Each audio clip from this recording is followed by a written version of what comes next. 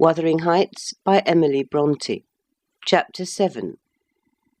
Cathy stayed at Thrushcross Grange 5 weeks, till Christmas. By that time her ankle was thoroughly cured, and her manners much improved.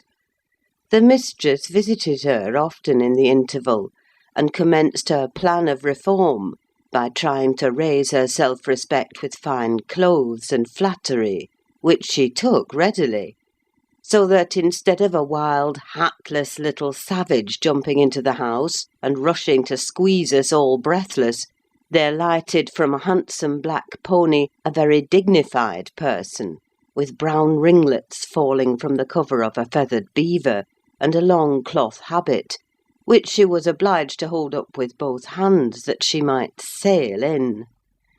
Hindley lifted her from her horse, exclaiming delightedly, "Why, Cathy, you are quite a beauty! I should scarcely have known you. You look like a lady now. Isabella Linton is not to be compared with her, is she, Frances?" "Isabella has not her natural advantages," replied his wife, "but she must mind and not grow wild again here. Ellen, help Miss Catherine off with her things. Stay, dear, you will disarrange your curls. Let me untie your hat." I removed the habit, and there shone forth beneath a grand plaid silk frock, white trousers, and burnished shoes; and while her eyes sparkled joyfully when the dogs came bounding up to welcome her, she dared hardly touch them, lest they should fawn upon her splendid garments. She kissed me gently. I was all flour making the Christmas cake, and it would not have done to give me a hug, and then she looked round for Heathcliff. Mr. and Mrs. Earnshaw watched anxiously their meeting, thinking it would enable them to judge in some measure what grounds they had for hoping to succeed in separating the two friends. Heathcliff was hard to discover at first. If he were careless and uncared for before Catherine's absence, he had been 10 times more so since. Nobody but I even did him the kindness to call him a dirty boy and bid him wash himself once a week, and children of his age seldom have a natural pleasure in soap and water. Therefore, not to mention his clothes, which had seen 3 months' service in mire and dust, and his thick, uncombed hair, the surface of his face and hands was dismally beclouded.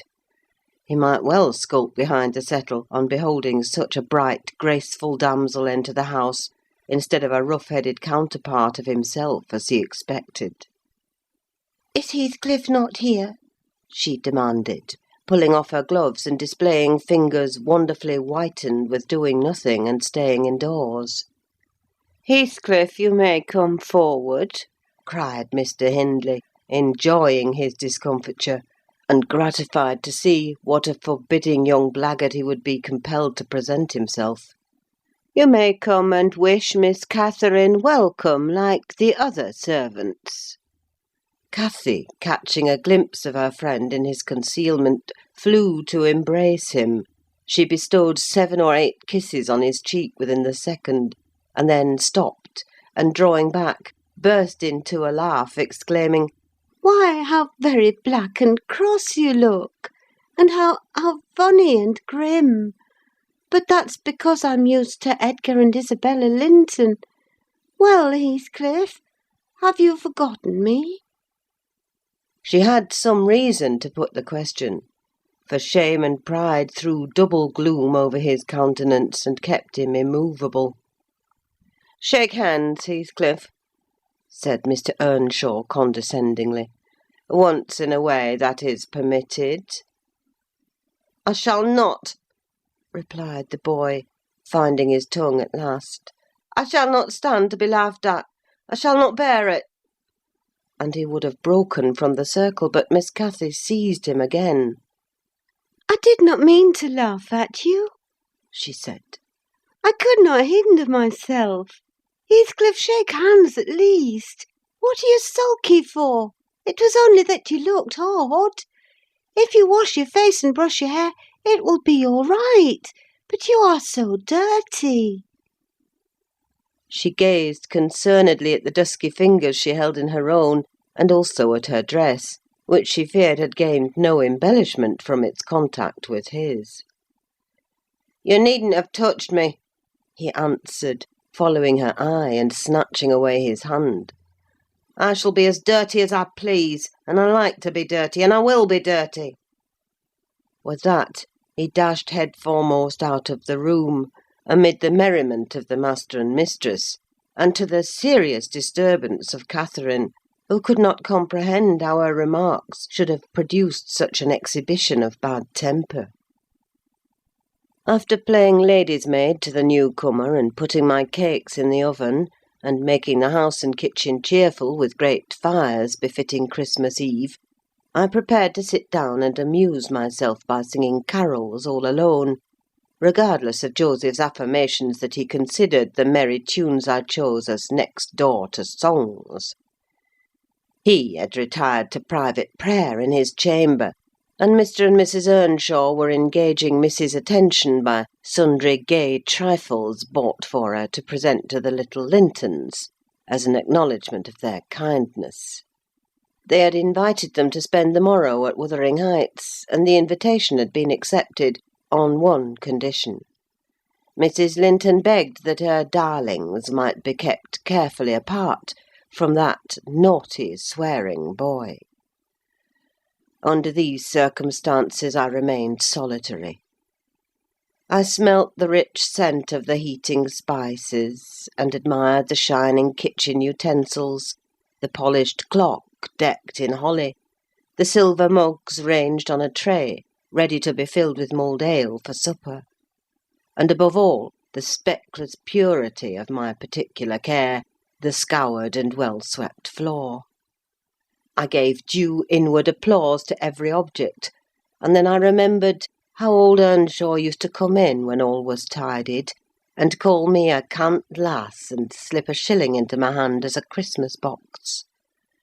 And from that I went on to think of his fondness for Heathcliff, and his dread lest he should suffer neglect after death had removed him, and that naturally led me to consider the poor lad's situation now, and from singing I changed my mind to crying. It struck me soon, however, there would be more sense in endeavouring to repair some of his wrongs than shedding tears over them. I got up and walked into the court to seek him. He was not far. I found him smoothing the glossy coat of the new pony in the stable, and feeding the other beasts according to custom. "Make haste, Heathcliff," I said. "The kitchen is so comfortable, and Joseph is upstairs. Make haste, and let me dress you smart before Miss Cathy comes out, and then you can sit together, with the whole hearth to yourselves, and have a long chatter till bedtime." He proceeded with his task, and never turned his head towards me. "Come, are you coming?" I continued. "There's a little cake for each of you, nearly enough, and you'll need half an hour's donning." I waited 5 minutes, but getting no answer, left him. Catherine supped with her brother and sister-in-law. Joseph and I joined at an unsociable meal, seasoned with reproofs on one side and sauciness on the other. His cake and cheese remained on the table all night for the fairies. He managed to continue work till 9 o'clock, and then marched dumb and dour to his chamber. Cathy sat up late, having a world of things to order for the reception of her new friends. She came into the kitchen once to speak to her old one, but he was gone, and she only stayed to ask what was the matter with him, and then went back. In the morning he rose early, and as it was a holiday, carried his ill humour on to the moors, not reappearing till the family were departed for church. Fasting and reflection seemed to have brought him to a better spirit. He hung about me for a while, and having screwed up his courage, exclaimed abruptly, "Nelly, make me decent. I'm going to be good." "High time, Heathcliff," I said. "You have grieved Catherine. She's sorry she ever came home, I dare say. It looks as if you envied her because she is more thought of than you." The notion of envying Catherine was incomprehensible to him, but the notion of grieving her he understood clearly enough. "Did she say she was grieved?" he inquired, looking very serious. "She cried when I told her you were off again this morning." "Well, I cried last night," he returned, "and I had more reason to cry than she." "Yes, you had the reason of going to bed with a proud heart and an empty stomach," said I. "Proud people breed sad sorrows for themselves. But if you be ashamed of your touchiness, you must ask pardon, mind, when she comes in.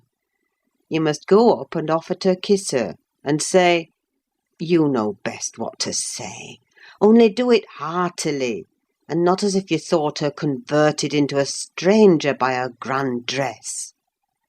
And now, though I have dinner to get ready, I'll steal time to arrange you so that Edgar Linton shall look quite a doll beside you. And that he does. You are younger, and yet I'll be bound you are taller and twice as broad across the shoulders. You could knock him down in a twinkling. Don't you feel that you could?" Heathcliff's face brightened a moment, then it was overcast afresh, and he sighed. "But, Nelly, if I knocked him down 20 times, that wouldn't make him less handsome, or me more so. I wish I had light hair and a fair skin, and was dressed and behaved as well, and had a chance of being as rich as he will be." "And cried for mamma at every turn," I added, "and trembled if a country lad heaved his fist against you, and sat at home all day for a shower of rain. Oh, Heathcliff, you are showing a poor spirit. Come to the glass, and I'll let you see what you should wish. Do you mark those 2 lines between your eyes, and those thick brows that, instead of rising arched, sink in the middle? And that couple of black fiends, so deeply buried, who never open their windows boldly, but lurk glinting under them, like devil's spies?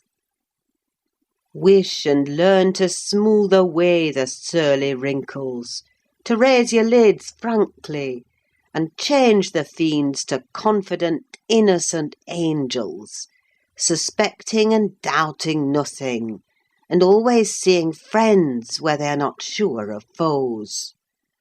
Don't get the expression of a vicious cur that appears to know the kicks it gets are its desert, and yet hates all the world as well as the kicker for what it suffers.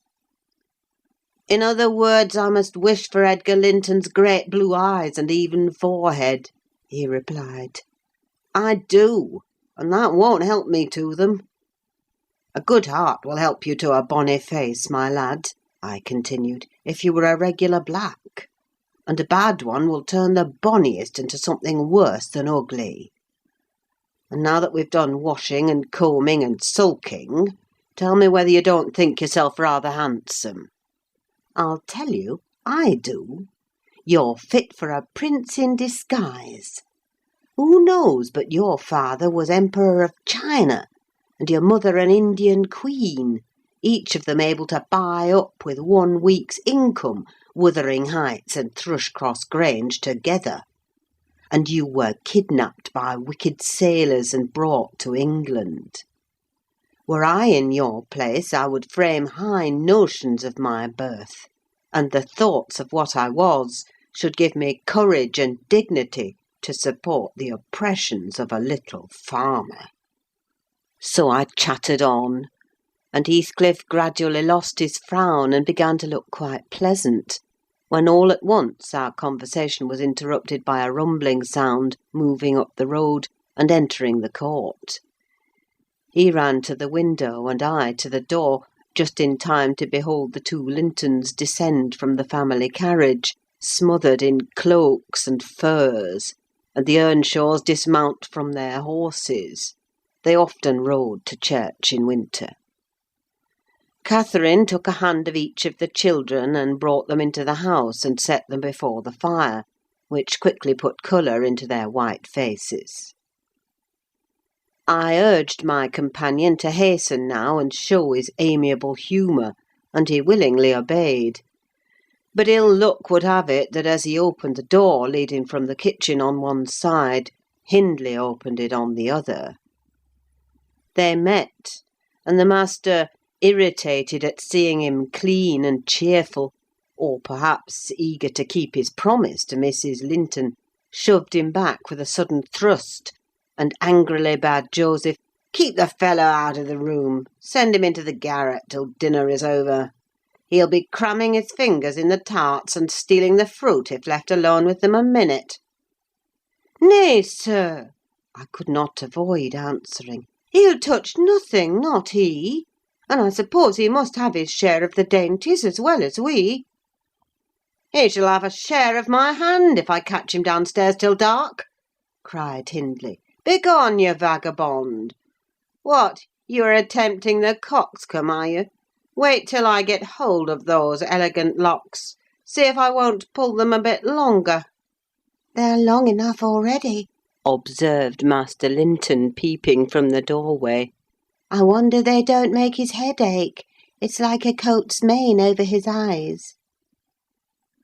He ventured this remark without any intention to insult, but Heathcliff's violent nature was not prepared to endure the appearance of impertinence from one whom he seemed to hate, even then, as a rival.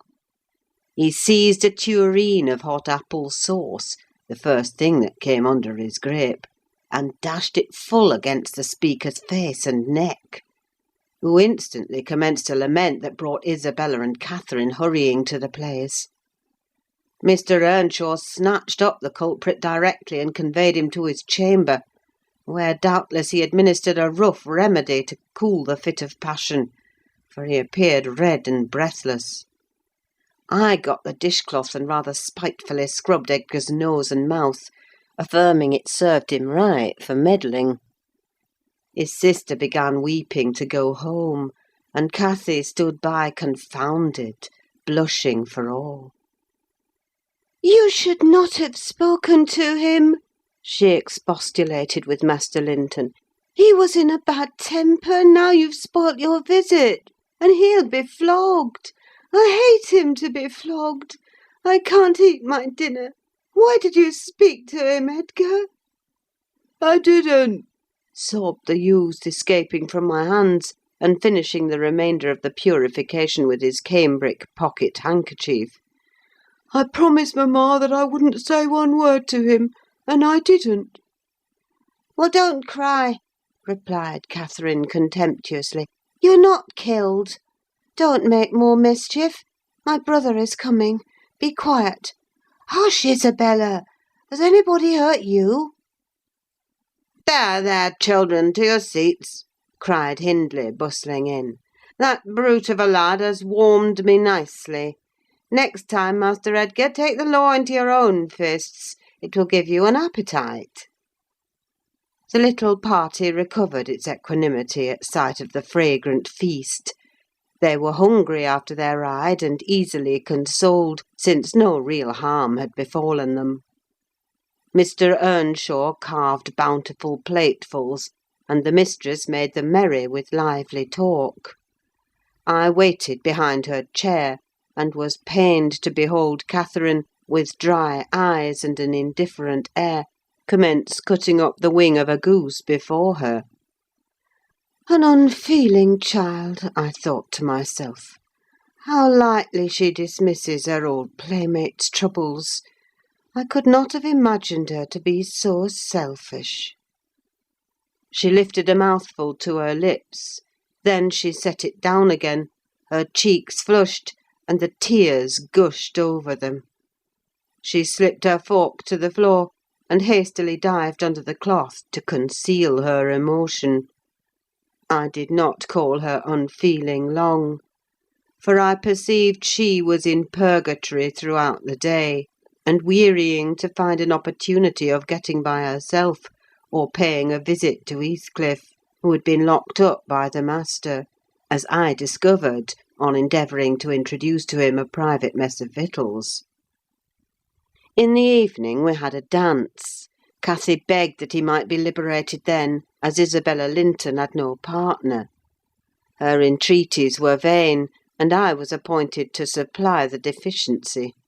We got rid of all gloom in the excitement of the exercise, and our pleasure was increased by the arrival of the Gimmerton band, mustering 15 strong, a trumpet, a trombone, clarionets, bassoons, French horns, and a bass viol, besides singers. They go the rounds of all the respectable houses, and receive contributions every Christmas, and we esteemed it a first-rate treat to hear them. After the usual carols had been sung, we set them to songs and glees. Mrs. Earnshaw loved the music, and so they gave us plenty. Catherine loved it too, but she said it sounded sweetest at the top of the steps, and she went up in the dark. I followed. They shut the house door below, never noting our absence, it was so full of people. She made no stay at the stairs head, but mounted farther, to the garret where Heathcliff was confined, and called him. He stubbornly declined answering for a while. She persevered, and finally persuaded him to hold communion with her through the boards.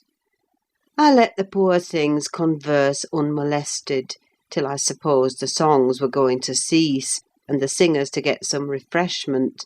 Then I clambered up the ladder to warn her. Instead of finding her outside, I heard her voice within.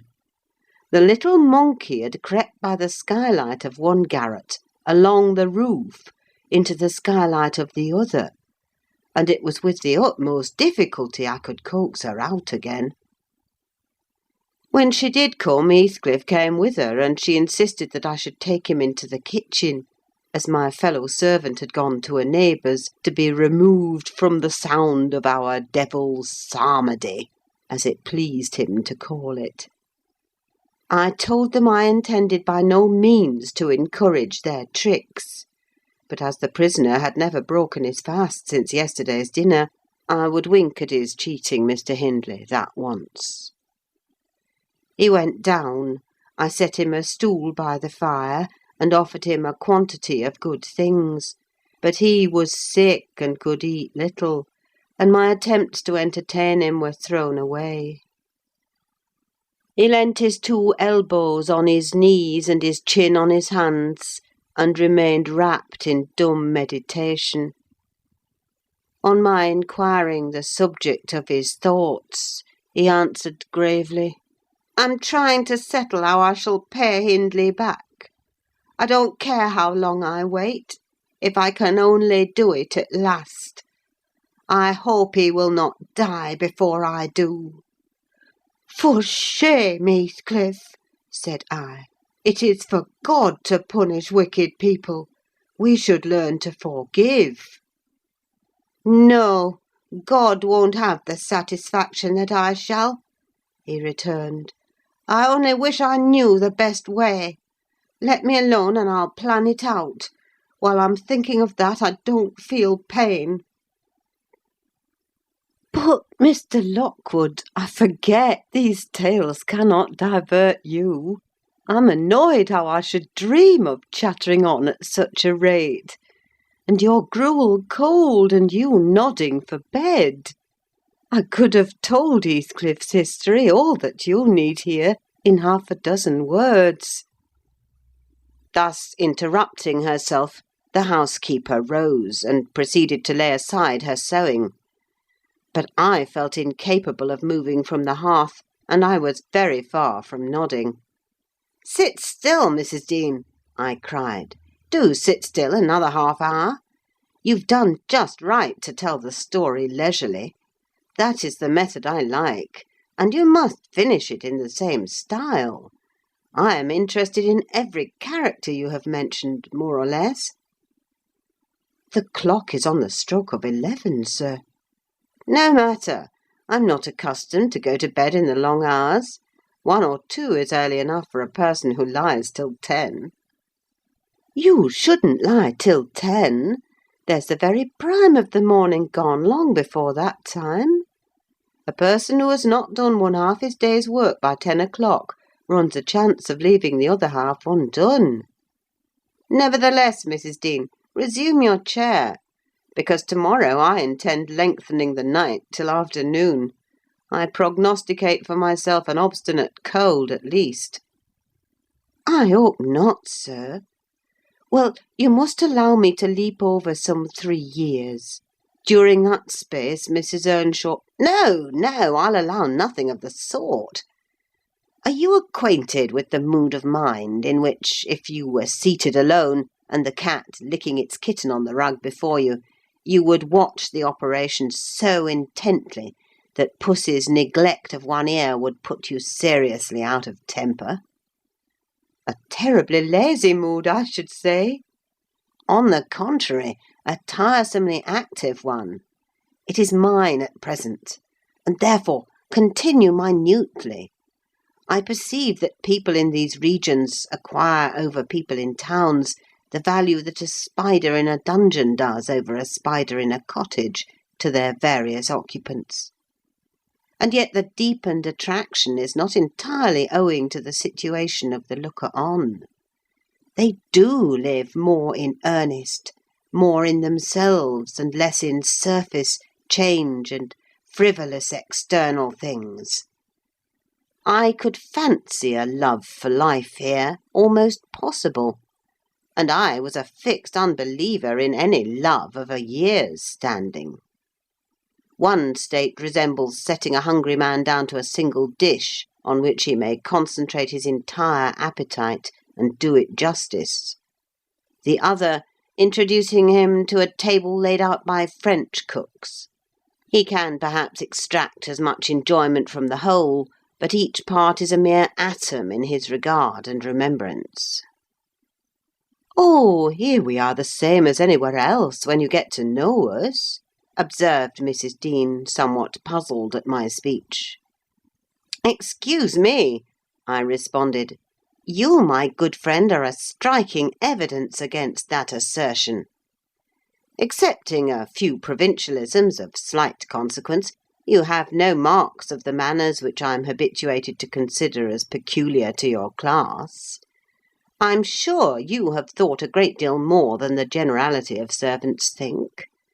You have been compelled to cultivate your reflective faculties for want of occasions for frittering your life away in silly trifles." Mrs. Dean laughed. "I certainly esteem myself a steady, reasonable kind of body," she said. "Not exactly from living among the hills and seeing one set of faces and one series of actions from year's end to year's end, but I have undergone sharp discipline which has taught me wisdom. And then I have read more than you would fancy, Mr. Lockwood. You could not open a book in this library that I have not looked into and got something out of also, unless it be that range of Greek and Latin and that of French, and those I know one from another. It is as much as you can expect of a poor man's daughter.